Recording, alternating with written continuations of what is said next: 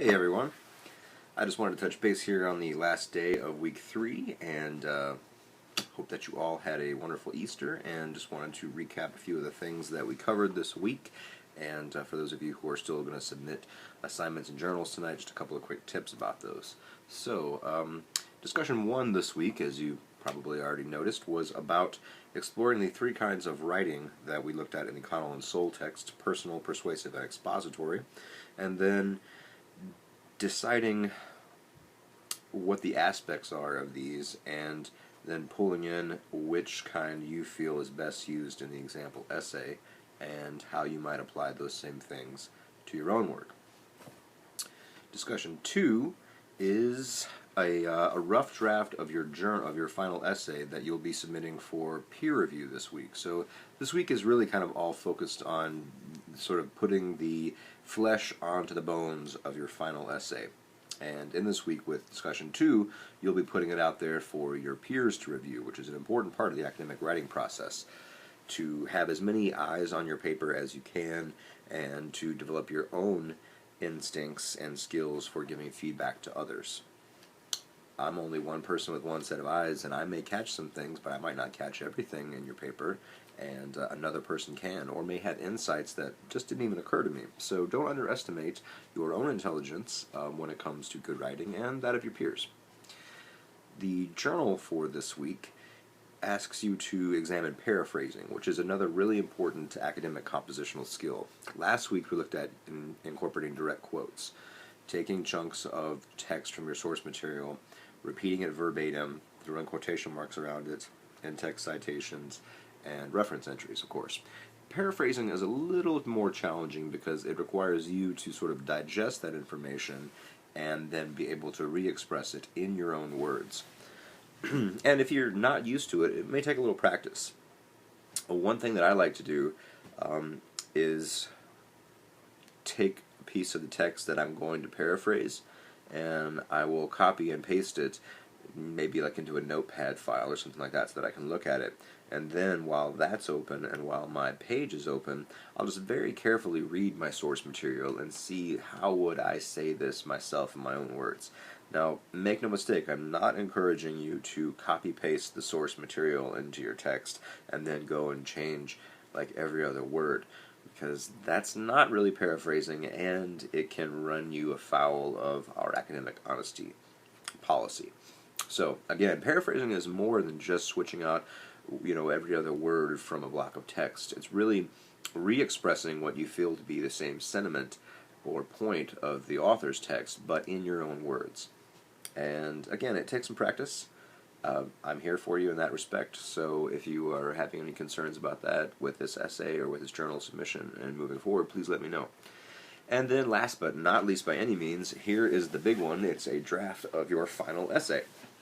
So this will be the one that I look at and give you the most substantive feedback on in preparation for the final. There's some things to consider when doing this. Make sure that you hit the length requirement. Even if you may think to yourself, okay, this is a rough draft, so it's rough, right? I've got about half of it written, and I'll do that. That's not really what a rough draft is all about. A rough draft is more like getting the whole thing out, and then we go back and revise and edit. So you don't want to turn in something that's kind of half done, because I'll only be able to give you half the feedback on it, and I'll probably say, hey, where's the rest? And also, just for your own sake, by submitting less than the whole thing, you're running the risk that, say the first half that you turned in is great, and I'm like, alright, looking good, but there's half missing. If I don't get to see it, I don't get to give you any feedback on it, and you run the risk of something happening in that second half where I have to come back later and go, oh man, your first half was great, second half, train went off the rails. Although, of course, I wouldn't say that. I'd be more diplomatic about it. But my point is, make sure you hit that length requirement for the final essay. Make sure that you do include, APA formatting in terms of double spacing, Times New Roman, 12-point font. No line space between paragraphs when you make a paragraph break. Always indenting the first sentence of each paragraph. Include a title page. If you have applicable citations and references, make sure you include those as well. And I suppose that's about it. Intro and thesis. Make sure that at this stage, if you haven't already, that you're really working hard to craft a good intro statement with a concise thesis at the end that lets the reader know the information you're about to present and the order that it's going to come.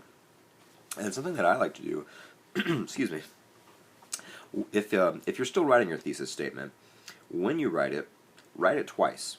Write it once, then paraphrase yourself and write it again, because in doing so, the second one that you have, you can use in your conclusion. Because a conclusion should always harken back to your thesis and reinforce it, but without using exactly the same words.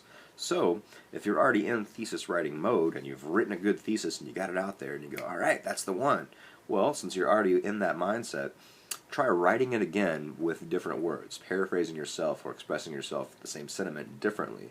And then that way, while you're in the groove and you've got the creative juices flowing, you'll already have your built-in conclusive or part of your conclusion to work in there at the end, rather than having to get to that point and then say, okay, what do I put here? I gotta go back and look at my intro to see how I said that. So, just some food for thought. And one last thing, this submission for your week 3 draft does not have to be the only time that you get feedback from me on this draft. I am more than happy to look at multiple drafts of this assignment before the final essay is due at the end of week 5. We've got nearly 2 weeks between when this is due tonight and then when it is due, well, 2 Mondays from now. So in that time, after you get my feedback, please don't hesitate to tweak your draft and shoot me another copy via email, and then I'll keep working on it with you. Send it to me with questions, anything you want to do. We can work on that thing as many times as you want to get it in as best shape as we can before the final submission. So I just wanted to throw that out there and let you know this is not just your one-off crack at this thing, and this is your only chance to get it in as good a shape as it'll be. And also, as I've kind of noted at each point throughout the course, when I give you feedback on your papers, I'm not pointing out every single example of a thing that needs to be changed in your paper, because it could be overwhelming to see your entire paper marked up all over the place, and you may not even really know where to begin. It can be very discouraging and just sort of confusing if you get something back and it's just plus, it'll also give you a false sense of what you need to accomplish, because if you go through and you just change every single mistake and fix them, you're not necessarily learning the underlying principles that'll help you avoid those same issues in the future. So to that end, I highlight specific examples of general issues, and I encourage you then to look at why I've said to change whatever I've said to change, and try to understand the underlying reasoning behind it, and then go back and look through your paper for similar examples of that same thing that I may not have highlighted, because I won't highlight every single comma splice, especially if that's a thing with you. You know, it's just discouraging for you to get it back and see like, oh, well, okay, clearly I don't know how to use a comma or something. You know, I'm not trying to put anybody down. So I'm only going to highlight a few of these issues, and then it'll be up to you to go through and scan and make sure that these places where these might be happening, misspellings, inappropriate capitalizations, no indentation, citations, anything like that, it'll be up to you to then go back through and see, okay, well, are there other examples of this occurring somewhere else throughout my paper? And, okay, wow, I'm already going way over how long I wanted to, and my dog is probably barking at the mailman. It's about that time. So, yeah, I hope that you had a great week. Get a hold of me if I can help with anything before submission tonight, and of course, don't forget that I'm here to help, and this doesn't have to be your only one shot for the final essay draft. Just get a hold of me if I can assist with anything. Alright, guys. Bye.